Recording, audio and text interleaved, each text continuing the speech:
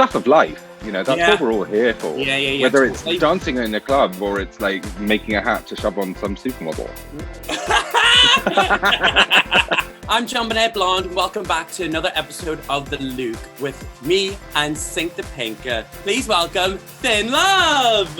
I wasn't doing Is it me now? Is it my turn to shine, darling? Hello. Yeah. There she is in all her glory. You look gorgeous. Thank you. A tribute to Sophie, trans icon, gone too soon. I know. I mean, such as for everyone at home today that we're recording this. We obviously seen the sad news that Sophie, the trans producer and sound engineer, has sadly departed us to leave behind a legacy of such great music. And hopefully we can get that Secret Commodica album. We as Sink the Pink girls and working together in creating shows, it's such a collaborative, creative moment. How has your creativity changed, babe, in lockdown? Well, like the journey that I've been on is that so much of my creativity and so much of what I would call my art, you know, performing, doing makeup, doing looks and dancing, like that was all contingent on having spaces that I could show that work. And you know, Instagram and the internet was somewhere that I would show documentation of that, but I was never making content to go online specifically. And so lockdown has really kind of made me kind of figure out who I am when I don't have those spaces. What 3 words would you use to describe your style and your look? Instinctive, freeing, bold. You know, and not in the traditional like I'm gonna stand out and be really big, but actually just like a really simple like singlet silhouette can still be really bold. It's just about how you wear it. We're gonna actually meet the mentor that's gonna be guiding me in through your new looks. So what I've done is I've designed 4 looks. We're about to meet the mentor. He has been an incredible designer, a milliner for many years now. He has worked with some of the most incredible designers and created the most incredible pieces that you've ever seen. Everyone, please welcome Noel Stewart. How's it going, guys? I'm good. How are you? How's lockdown treating you? Well, it ain't been great, but, you know, we keep ourselves busy and, you know, fashion's a very sort of cyclical up and down, particularly in my little sort of section of the community. Like I'm used to it sort of being quiet for long periods and then like super hectic for periods as well. So I'm just going to go with that. Higher power, enjoy it. In 2019, like I'd kind of started mainly working with brands in Paris and then Italy. So everything was sort of done by Zoom anyway. We would initial fittings, all that kind of stuff would be done by Zoom, and then we'd send samples backwards and forwards. And then at some point we'd actually have to sort of meet in person and take final things. But so the process of working with other brands hasn't changed for say 50-60%. But the reality is now that we can't go and do fittings in person. Do you design and then choose fabrics, or would you? For me, it's hand in hand. Design? It can be anything. I mean, I have sort of source inspiration and a mood that I might want to try and achieve, and I might start looking at fabrics, but then fabrics can take you in a different direction. I mean, for me, like I really like, because we're doing hats, it's not quite the same thing as garments, and also we're doing sort of limited runs.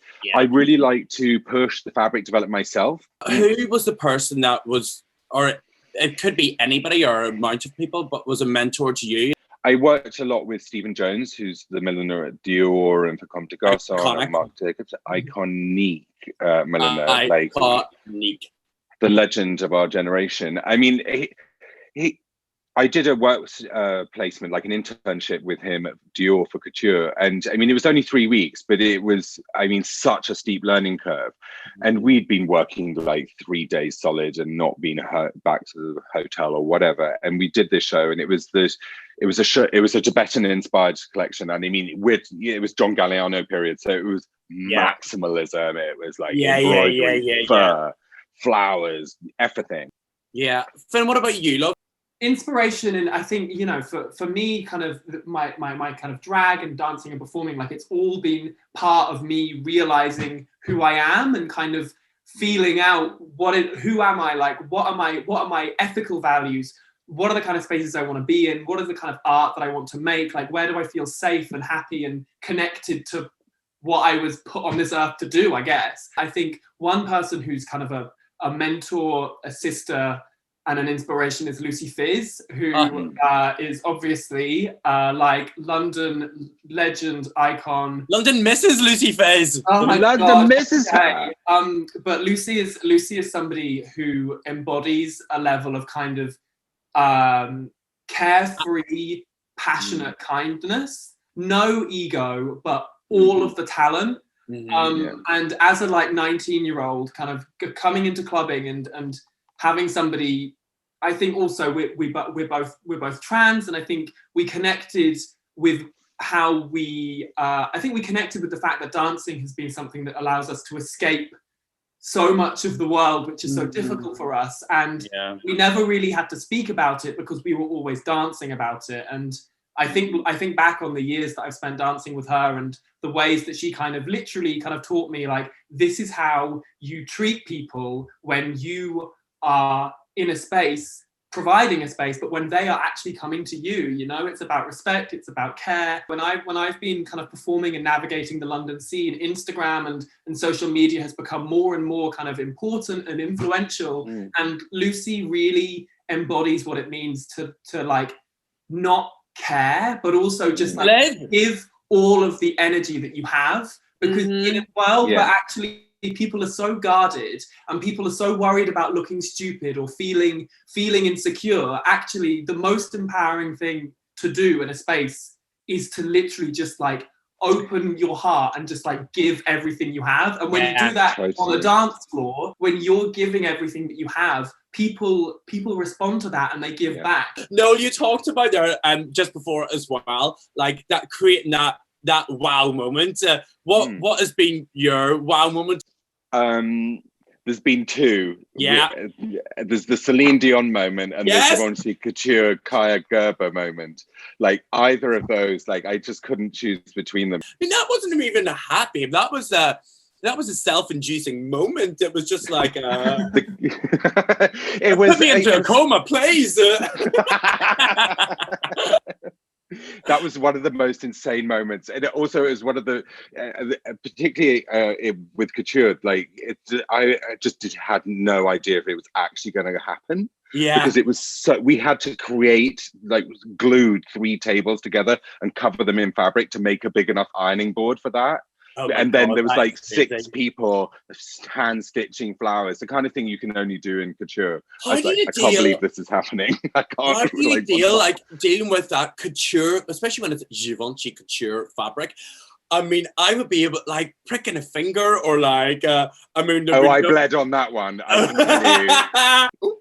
And that fabric was so expensive. When they told me, I was like, you what? And it was like only this wide, so we had to graft 2 bits of it. I mean, it was just too much. And all of that, making it's one thing, but then it getting down the runway and it not being a disaster, not falling off, and her feeling good in it, and it being epic.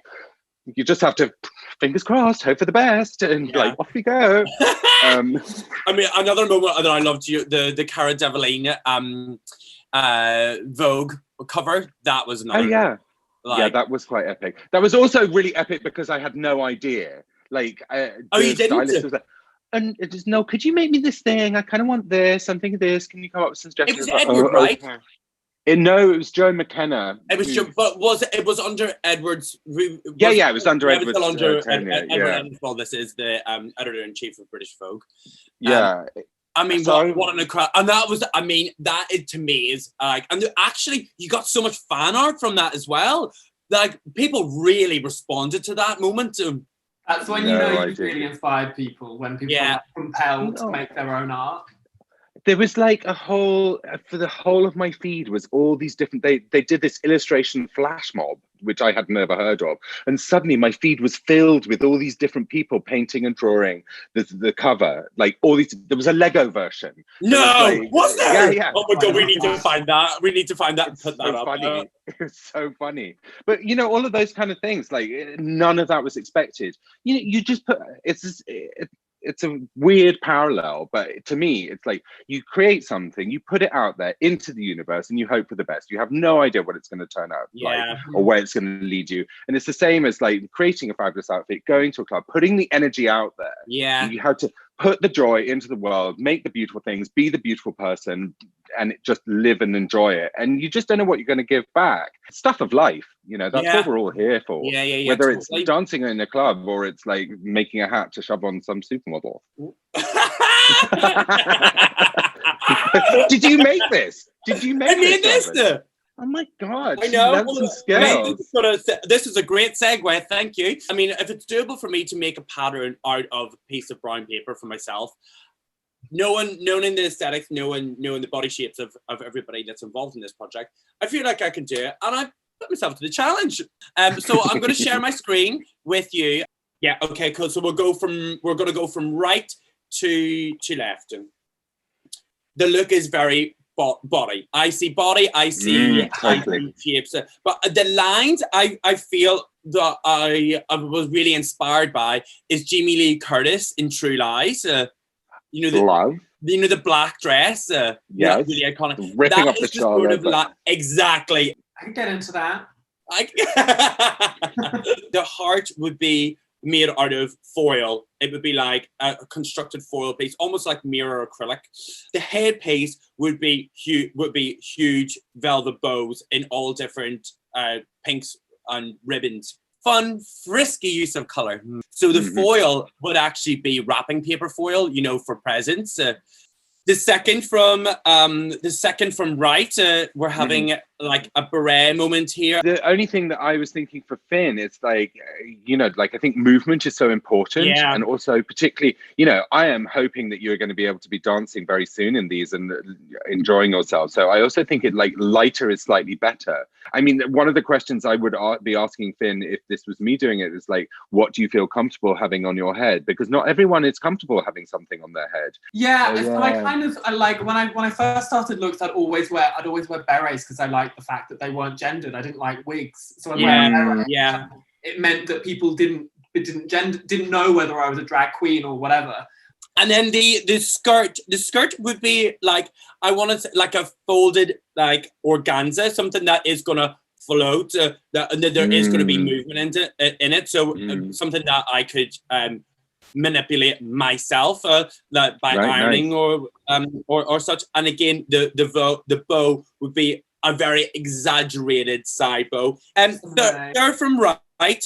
This is sort of like it's like a bellhop sort of inspired, and it really inspired me from a job that we'd done, the Yves Saint Laurent job that we'd done about 2 or 3 years ago with Sing the Pink. It was very structured. That one was very structured. It was sexy, but this is sex pop. Yeah, I think that was kind of sexy gender fuck person. This is like, she's here for business. And the hat would be almost like a bit like Jackie O, like pillar box, so like just a little very like whoop.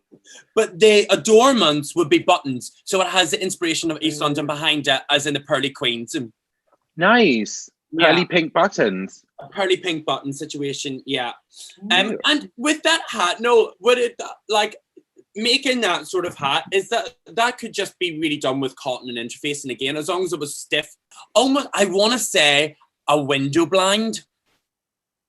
Oh, like a sort of a buckram kind of thing. Yes, buckram. Sorry, excuse me. Yeah, like I mean, we would do this. There's a variety of different ways that we could do this, but like I think for you guys, like the most simple is going to be interfacing it onto like a buckram and then just cutting it. And I mean, if you can put a wire on the inside, so much the better. It's going to help it hold its shape. But you know, you want to keep it as light as physically possible, and then just like a couple of grips, like that should be really straightforward. Should be really nice. And the thing about the buckram as well is that you can sew feathers onto it and it'll hold it. It won't go wobbling around all over the place. Wobble is not our friend on a hat. And the fourth, but not last least, is well, this is sexy. This is sexy blobby, really, isn't it? Like it's very 90s. It's very 90s sexy blobby. Which, listen, the Blobby family, good friends of mine. I've been to the Blobby house many times, and the Bloblets. I'm just trying to get the blob in. So I love the word blob. It's such a good word. And again, this would be a cotton. Everything would be cotton with foil, but this would also have a huge thigh split. The inspiration actually from this is very Diana Ross on the Cher Show. I don't know if you see the dress Yes. she had on it with mirrors, and it's to the floor actually, and it's all mirrors. And my skill sets right now are not to that, but we can adapt. We can adapt. You mean I'm not getting and we can make it happen. mathematical? But obviously, I wanted them really all to like go cut really short, and then again the beret would be a very exaggerated beret, or it could be a very exaggerated Baker style, you know, this like six. Oh yeah, That could a bit also with a slight mod, peak, a bit more mod, exactly. bit Carnaby Street, that kind Very of 60s Carnaby Street. So That could be really they all cute. kind of have a 70s, 60s nod to them. Yeah. It's that sort of. Nod to mod. It's a nod to mod. mod. Oh my god, title. You've seen these momentarily, but where is your heart lying in this? Do I have to choose one? My heart. I mean, you can certainly give a nod, darling. I would say the final two that we discussed are the love kind of buttony idea, and then the dots, I think, are the ones which I gravitate most to in terms of just like feeling glam and kind of presenting something which is a bit like. You want to walk into that room and go, who is it? Who is it? Who is it? It's Finn. Yeah. I think I could style a beret with my hair and with clips and with different things in a way that could bring it together in a way that I would worry something that's a bit more structured might feel costumey and not kind of as cohesive. Beret is timeless. Oh, honestly, timeless. You wear it down on one side and you're a chic French person. You wear it on the back and you're a little bit more Jackie O. And she is versatile, darling, let me tell you. All right, well, I think we've got the LEWK. Yeah. Clear. Oh, I love it. Oh, you look gorgeous. I love this eye with it as well. I'm loving the beret. Well, it's part of the LEWK. I love it. Turn to the side, Finn. Yeah, there's a love heart. We've got a little love heart moment. Oh, gorgy. I love it. Oh, and it's pink metallic.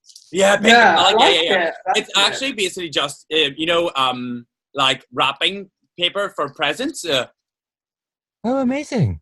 Like unconventional. We're all about the unconventional. The hat especially, it sits really nicely. It's nice because it sits on top of my hair as well. It's not too tight. So actually, I'm like, this is very wearable pour moi. Perfect. Yeah. I think I taught you well. I can stand up and show you if you want. Yeah, stand up. Let's see it, babe. There's nothing to hide here. Oh, it actually is really big on you. Oh, that is a thigh split. It's body, isn't it? Yeah. Yeah, the skirt definitely could be a little bit higher, couldn't it? Like, I could have made that a little bit tighter for your waist. And... Yeah, there are some little bits, but like, overall, actually, I've got this bag as well, look. It's very, like, girly. Yes! Which isn't my usual kind of look, but I enjoy it. If I made love heart pasties for my nipples, it could just be the hat and the skirt with a little zhuzh as well. Well, I made something pink today. No, that is... It's not finished. That is pink. And Pink. And Ben, thank you so much as well for taking part of this and being such a great sister in our sisterhood. Just nice to have things happening, isn't it? Like the last call we had as well, like it put me in such a good mood the whole weekend. And I was like, oh God, it's so nice to just like talk about stuff. And then, get dressed up on a Wednesday afternoon. Love it. Well, last but not least, is it a LEWK?